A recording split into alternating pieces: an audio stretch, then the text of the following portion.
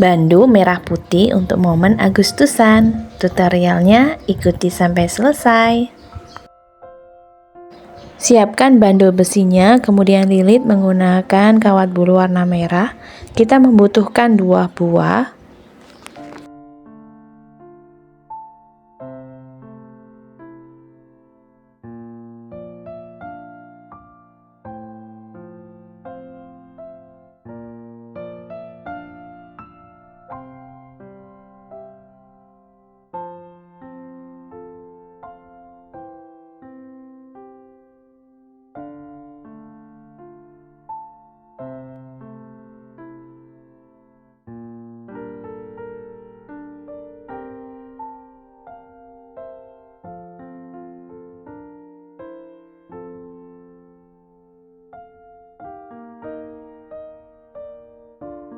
Bandu dasarnya sudah siap ya.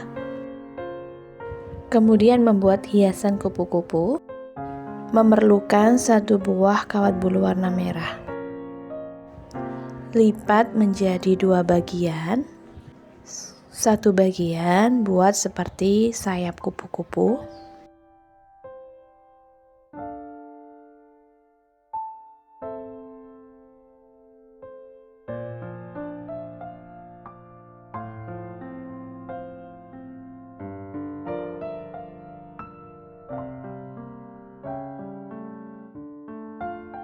Satu bagian lagi, lipat seperti di video, sisakan kurang lebih 6 cm.